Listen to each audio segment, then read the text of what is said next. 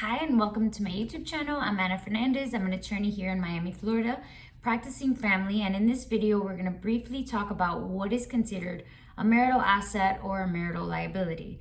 Now, typically when I get clients going through a divorce, one of the first questions is what's going to happen to the house? What's going to happen to XYZ? What's going to happen to something that I had before the marriage?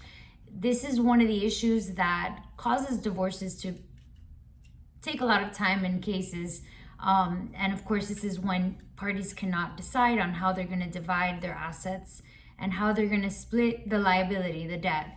So anything that is acquired during the marriage, regardless of whether it was acquired by one of the spouses, it's going to be considered marital property or a marital debt, unless of course if you have a prenup or a postnup that specifically designates what's going to be non-marital and marital, and also provided that both parties had the intent that this is going to be this person's or this spouse's property, or this is going to be this person's debt.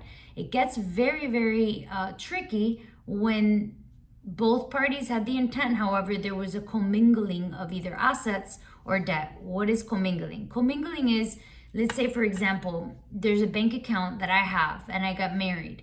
And in that bank account, I'm paying, I'm paying through that bank account some of the mortgage payments, some of something that has to do with something that my spouse wants to be considered non-marital. My spouse wants it to themselves, but I'm paying a certain debt, a certain upgrade, something related to that property. Now, if you don't have a prenup or a postnup, it's going to be presumed that not only is that property going to be considered marital, but it also my bank account that is only under my name, maybe I may open the door for my spouse to then argue, well, if you're going to consider this a marital asset, then your bank account, because it was used to pay something that was marital, is going to be considered a marital asset as well. Let's say, for example, also I deposit a check of my spouse's income. He gets a tax return. We did taxes separate. Tax return, he gets money. I deposit that money into my bank account that's separate, and we use those funds to pay for the house. That is another example of commingling a marital asset from a non-marital asset. So key takeaway from this is, if you don't want something to be considered a marital asset and there's no prenup or postnup, check when you acquired that property. Was it done before the marriage? And if it was done after the marriage, even if it was done before the marriage, make sure you do not commingle, because something that is considered a non-marital asset can change to then become a marital asset if you commingle. So huge takeaway, do not commingle if you want something to be considered separate. And then another thing to consider, and again, I'm gonna have all of these notes in the comment section, but something that's very important is take a look at Florida Statute 61.075.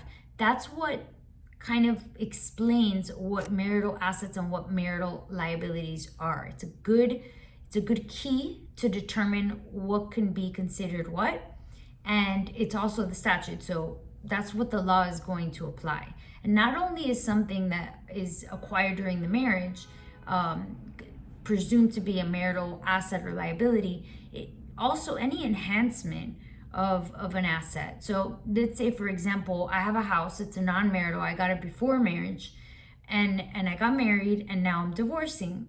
Well, let's say my spouse is a gardener, and he did an amazing, he planted amazing plants and it enhanced the value of the property.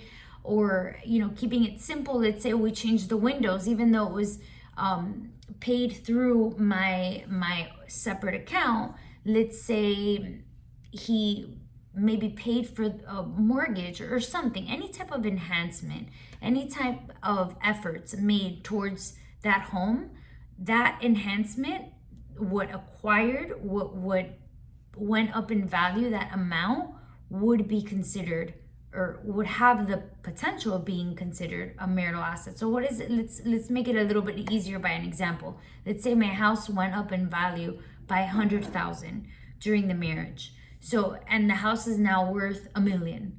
That $1 million is not going to be what's at stake. Not the actual value of the property is going to be what's going to be considered. It's going to be the enhancement, provided that the property was acquired before the marriage.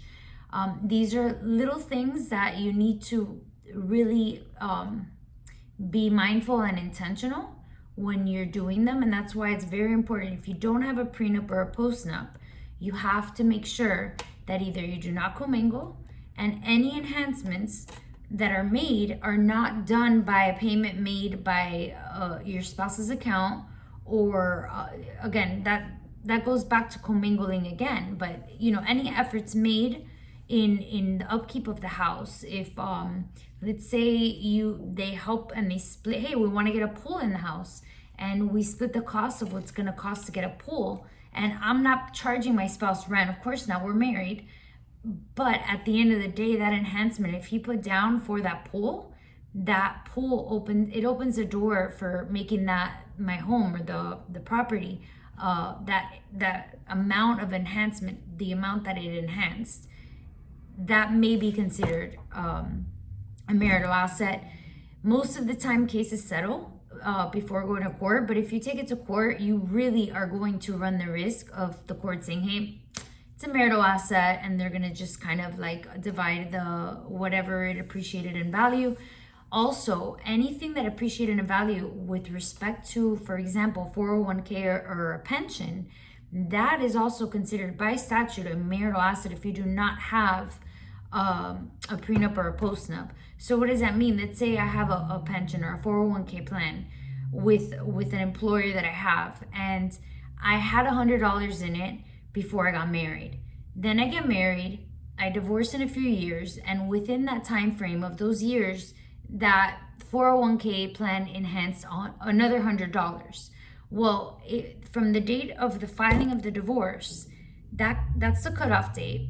But that additional $100 that it enhanced in the 401k is going to be considered a marital asset, regardless of whether I'm the one that's working, I'm the one that's putting, the money aside for that retirement. It's from the date of the marriage until the date that the divorce is filed. So that $100 that I had before, that's not going to be considered a marital asset. But that $100 that was acquired during the duration of the marriage, that will be considered a marital asset.